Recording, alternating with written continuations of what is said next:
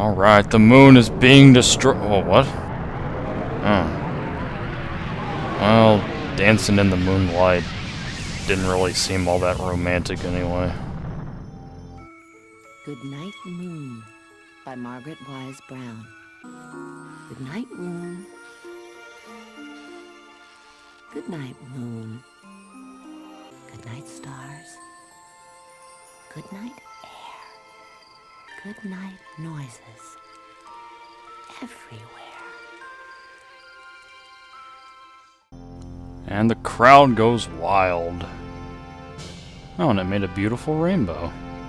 Would have known something that hideous could... Yay, we didn't have to do anything! Yay! Uh-huh, it's so funny, I know. I don't know if he's laughing because it's all over, or maybe it's kind of a ha, I told you so kind of laugh. He's kind of looking up towards that giant's rear, though, so maybe he thinks that's hilarious. Dawn of a new day. Oh, Epona. Well, Epona had to be here for this. It's awake. Drained a bunch of cheap Halloween masks, tried to kill me. Well, there's the Skull Kid. It's the first time we really get a good glimpse at him. Well, it's gotta be the first time Link has seen him, because when we saw him, it was just in a flashback, so...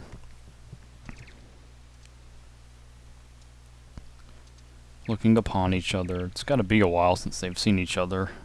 Old-time friends.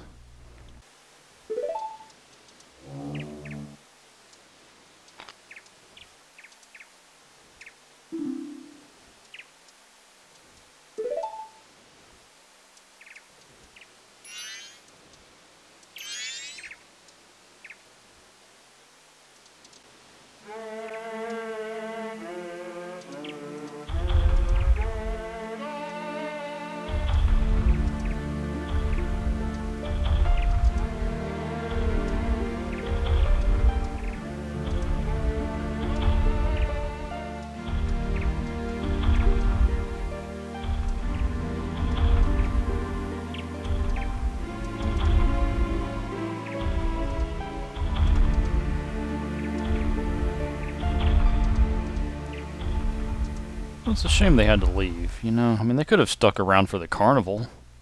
They would have been really good at whacking the mole, methinks. It's a real nice lesson on friendship, really. I mean, I think we all reach those points where we kind of lose our friends in a way. Or we have friendships that decline, and I think there's always the part of us that wants to believe that our old friend is still in there somewhere. And you want to believe and you want to hold on to that, and you of course don't want to give up on them. Hey. This Lost Woods cologne never attracts who I wanted to attract. Sure. I mean, I'm game for anything, really. It's been such a rough journey. Ah! Oh, it's... Phew. Oh, great, it's you. What, you ready to... Yeah, have it back, so no more strangling adolescent boys. No more nearly killing me. How does he carry that gigantic fat thing around like that? That thing's gotta weigh like 412 pounds. Does Skullhead have high heels? The carnival's starting, man.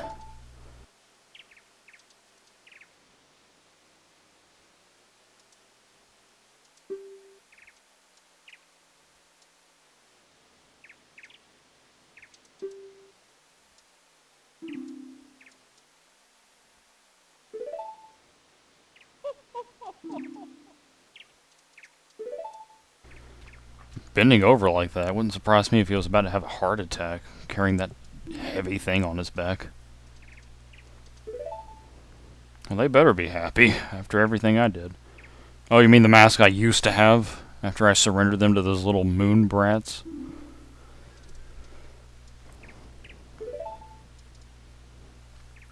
Alright, bon voyage. Have a good trip. See you next... Wait, what? What?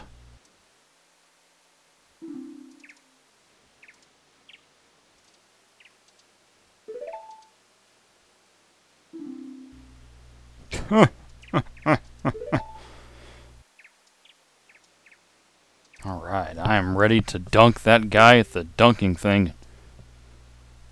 I want to go. No, don't agree to that, Link. Come on. You've had a big adventure. Have some fun. You deserve it.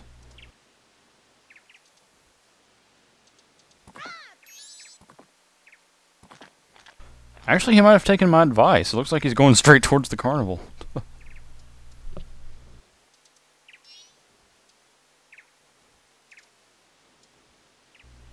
Friends all reunited. And there's fireworks in the daytime. Does that even work? Fireworks, I always see them in the evening, but... Welp, as the masked man said, there's always a departure, and really, it's about time for that departure, I have to say. That's it, my friends. It took quite some time, but the ending is finally here. We of course have an epilogue video, but I never thought I'd see these credits, actually, but they're finally here.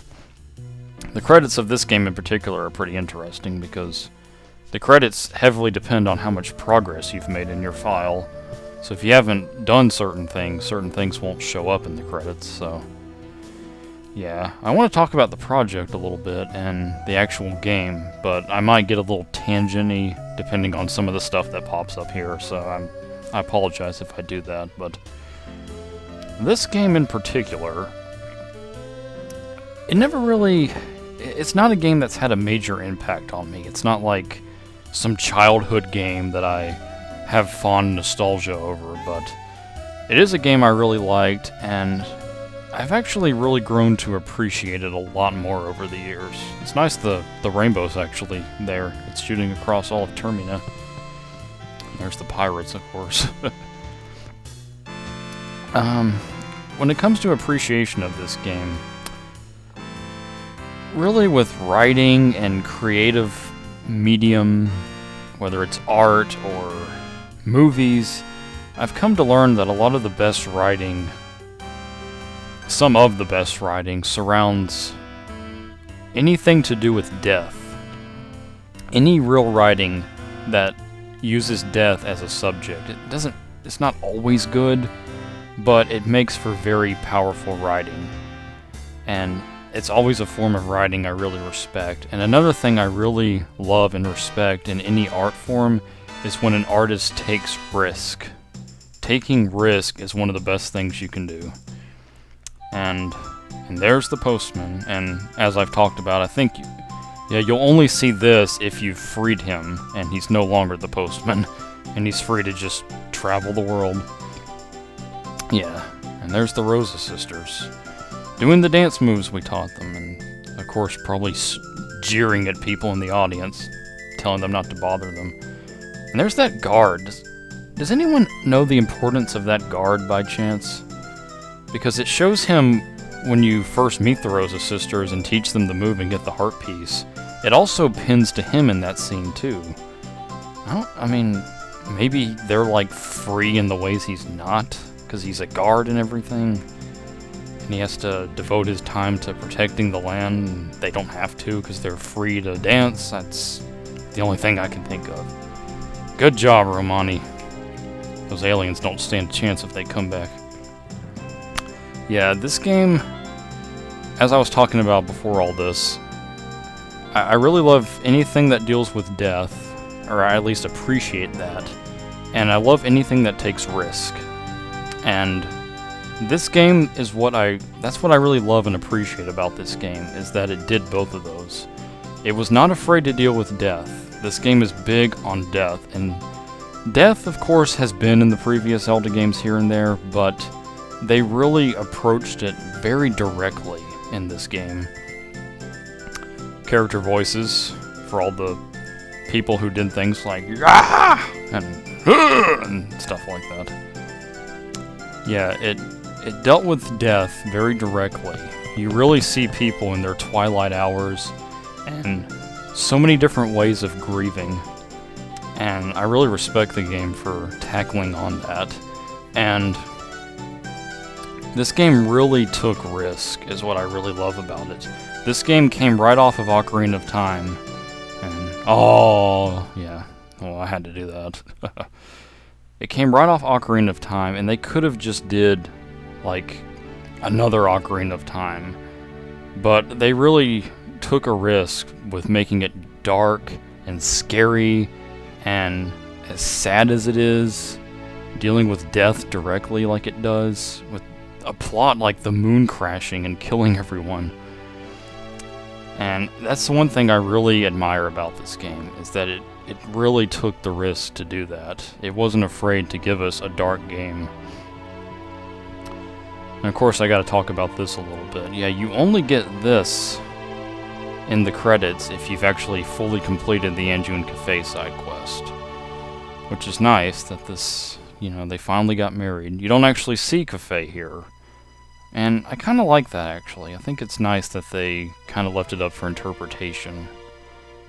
This right here, to me, is the saddest part of the entire game. That little moment right there. People often talk about Anju Cafe and everything, and rightly so, but that moment right there is the saddest to me.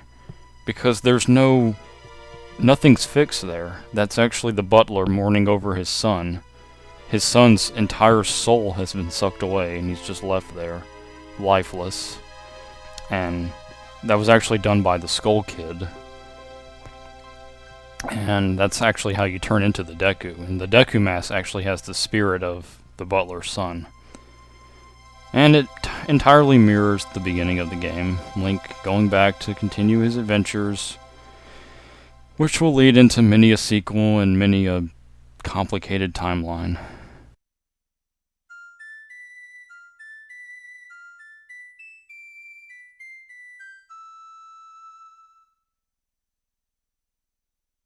And that's it. The end. So I'll talk a little bit more here, just to conclude a little bit of what I was talking about. The idea of taking Zelda, and especially coming off of Ocarina of Time, and making it as dark and scary and sad as they did with this game, there was a big risk with that. There was a risk of this game not being well received in that way. And they were bold enough to do that, and the fact that they did a game like that, and took a game on in that way, and approached it in that way, I really respect and admire Nintendo for doing that, and that's what I love so much about this game. So, maybe I'll talk a little bit more, you know, in the epilogue or so, but this video is wrapping up, so that'll do it for the actual game. There's going to be one more video, and that'll be an epilogue, and that's where I'll completely close the project. So if you want to give any kind of farewells and such, keep in mind there's going to be one more video, so you might want to save all that for then. So, that does it for the actual game, though, and thank you so much for watching, and I'll see you guys and gals in the epilogue and the project's closing. See you later, alligators.